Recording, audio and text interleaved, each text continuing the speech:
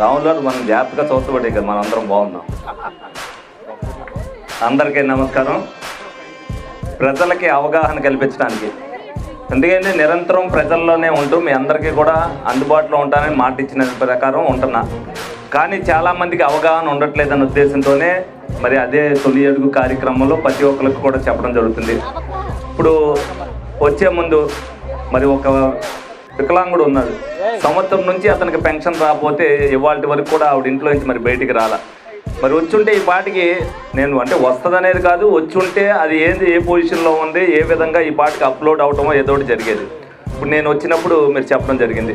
అలాగే మీ అందరికీ ఇల్లు వచ్చినాయి.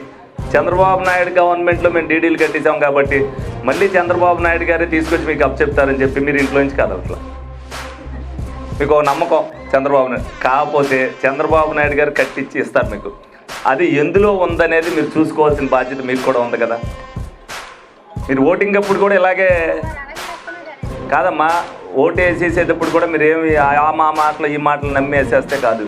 మీరు మాయ మాటలు వినుకోకుండా మీకు కూడా అవగాహన ఉంటేనే ఏదైనా పని జరుగుద్ది. మీరు తెలుగుదేశం పార్టీకి వేసింది ఒక నమ్మకం కోసం వేశారు. ఆ నమ్మకాన్ని నిలబెట్టుకోవడానికి ప్రతి పని కూడా ప్రజలకు అవసరమైన పని ఇవాళ వరకు సంవత్సరంలో అన్ని పనులు కూడా చేశారు. మీకు ఏదైతే ఇల్లు పట్ట మీ దగ్గర ఉందో, లేకపోయినా మీరు డీడీ కట్టున్నారో, లేకపోతే మీరు 35,000 కట్టింది ఉందో, దాన్ని ఏ పరిస్థితిలో ఉందనేది మీరు ఈ సంవత్సర కాలంలో ఒకసారి మీరు తెలుసుకోవాల్సిన అవసరం మీకు ఉంది కదా. మీరు సచివాలయంకి వెళ్తే చెప్పరు ఇవన్నీ మీరు ఎమ్మెల్యే ఆఫీస్కి వస్తే, లేకపోతే మీ డివిజన్ ఇన్ఛార్జ్ దగ్గరికి వెళ్తే వీటి మీద అవగాహన ఉంటుంది కాబట్టి మీ అందరికి కూడా చెప్తారు. మీరందరూ కూడా తెలుసుకుంటే మీరు కూడా ఏదైతే మీ దగ్గరికి నేను ఎలాగ వస్తున్నానో మీకు కూడా అవగాహన ఉన్నప్పుడు మీరు కూడా నలుగురికి చెప్తారు, అందరికీ తెలుస్తుంది. నేను ప్రతి డివిజన్ కూడా తిరగవలసిన పరిస్థితి వచ్చింది. నేను ఇలాగా 93,000 ఇల్లు ఉన్నాయి. ఈ 93,000 ఇల్లు తిరగాలంటే నాకు 3 సంవత్సరాలు పడతాయి. నేను మీకేం పని చేయలేను ఇంకా.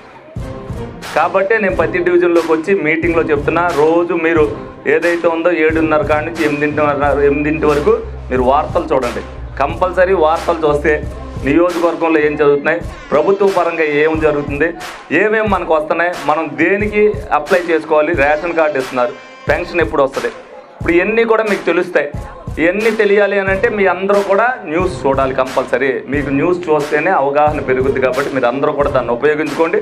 తల్లికి వందనం అందరికీ పడింది, కొంతమందికి పడకపోవచ్చు, కొన్ని అవాంతరాల వల్ల, కొన్ని టెక్నికల్ వల్ల పడలేదు. కానీ వాళ్ళందరినీ కూడా అప్లోడ్ చేయించాం. ఎందుకంటే ఒకవేళ ఎప్పుడైనా ఏదైనా టెక్నికల్గా ఈ సంవత్సరం పడకపోయినా వచ్చే సంవత్సరం అందరికీ పడేటట్టుగా ఏర్పాటు చేయడం జరిగింది. మీరు అందరూ దీన్ని ఉపయోగించుకోండి. అందరూ గవర్నమెంట్ బడిలో జాయిన్ చేయండి. ప్రతి ఒక్కరికి కూడా తల్లికి వందనం అవుతుంది. స్కూళ్ళకి యూనిఫామ్ ఇస్తున్నారు, మధ్యాహ్నం భోజనం పెడుతున్నారు, చక్కగా సన్న బియ్యంతో పెడుతున్నారు, పుస్తకాలు ఫ్రీగా ఇస్తున్నారు. మీకు తల్లికి వందనం వచ్చే డబ్బులు మీకు మిగులుతున్నాయి. మరి మీ అందరికీ వందనం పెడుతూ తప్పనిసరిగా మీ అందరూ కూడా ఈ ప్రభుత్వానికి సహకరించడానికి మీరందరూ కూడా రోడ్లు డ్రైన్లు అనేది మా బాధ్యత. మీరందరూ ఇక్కడి నుంచి బయటికి వెళ్తున్నారు. ఎక్కడికి వెళ్ళినా మీరు వెళ్ళేసరికి ఏదైతే అక్కడ మీరు 7 గోళీల దగ్గర రోడ్డు మీ అందరూ నడుస్తారు. దాంట్లో రోజు ఆ రోడ్డు వేసామా, మీ రోడ్లో మీరే నడుస్తారు, అందరూ నడవంగా. కాబట్టి అందరూ ఏదైతే నడుస్తున్నారో ఆ రోడ్లన్నీ వేసాం. ఊర్లో ఏ రోడ్లో కూడా ఇబ్బంది లేదు. మెయిన్ రోడ్లన్నింటిలో కూడా ఏ ఇబ్బంది లేదు. ఇంటర్నల్గా ఉన్న చిన్న రోడ్లన్నీ కూడా వచ్చేసారి మళ్ళీ నేను వచ్చేసరికి అన్ని రోడ్లు కూడా వేస్తాను. మీరు ఇబ్బంది పడతారు.